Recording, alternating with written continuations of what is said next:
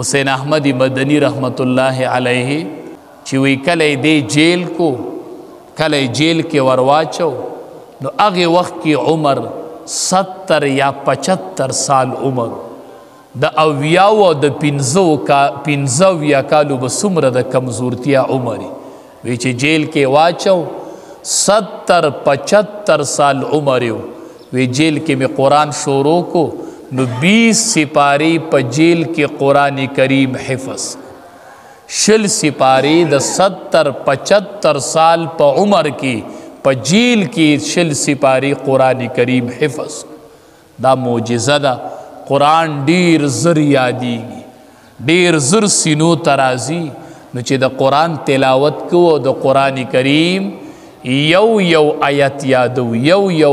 یادو او آغا لکی محفوظ کو نبی علیہ السلام فرمائی آغا کس چی دا آغا پا سینکی و پا خیٹکی قرآن سا حصہ نوی کل بیت الخرب دا پشان دوران کندر دے دوران کور دے چی دے که دا قرآن حصہ نشتا دے دے زڑکی و دی سینکی قرآن نشتا دے کل بیت الخرب دا پشان دوران کندر دے او پوران کندر بانے دیوان او پیریان حملی کئی نو دسی با پدی وجود باندیم حملی بیا کئی نو چی زڑکی سن سا حصہ دا قرآن کریم محفوظی قرآن کریم دا انقلاب کتاب دے حدیث مبارک کے رازی چی سوک دا جمعی پورس سورة الکحف تلاوت کی نو دا یوی جمعی نوالا دا بلی جمعی پوری با دا مخیط یو نور پروتی دا دا قرآن اثر دے دا قرآن برکت دے دا اثر او برکت بل کتاب کے شتہ دے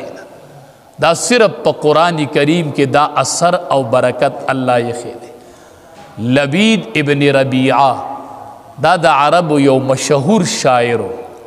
دا بڑی رخکول شاعری کولا نو دبا کل نا کل اشعار اولی کل اوراب اوڑل کعبی خواتب التا پا حرم کے زوڑن کڑن اشعار بیلی کلی و زوڑن بے کڑن لا اسلامی نو راوڑے اشعار بے زوڑن دول یو پیرد یو شعر زوڑن کو یو صحابی راگے او د شعر خواتی د قرآن کریم یو آیت لکلے و آغای زوڑن کڑے چکل دا لبید ابن ربیع راگے او ویلی دل چی د شعر خواته د قرآن کریم آیات زوڑن و اغا آیات بار بار وی و پا اقا زیباندی ایمان رو وی شعر شاعری سدی کلام خدا دے وینا خدا دا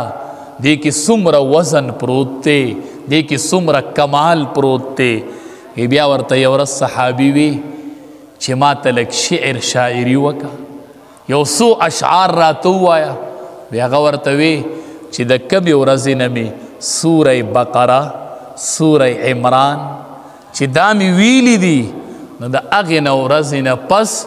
زما دا شاعری خون رکشوی دی بیا ما شاعری ندکڑی بیا زا اشعار نواما چی ما سورہ بقرہ سورہ اہل عمران ویلی دی نو بیا دا شاعری خون رکشوی دی ما بیا شاعری ندکڑی چی دا کمی ورزی نا ما دا سورتون الوستلی دی قرآن دے کہ اللہ عجیب کمال یخے دے کہ اللہ دیر برکت یخے دے پا دے کہ اللہ دیر کینچ یخے دے علماء لکلی دے وی دی جرمنی کی یونیورسٹی دا او اگے کے دا مذہبی یو شعبہ دا مذہب کار کی وی اگے شعبہ چی دا غا مذہبی شعبہ چی دا وی اگوی وی چی مونگ یورز دا طول دنیا ریسرچ اکو دا طول کتابونو مونگ وی دا قرآن ریسرچ کو چی اللہ قرآن کی ویلی دی چی انا نحن نزلنا الذکر و انا لہو لحافظون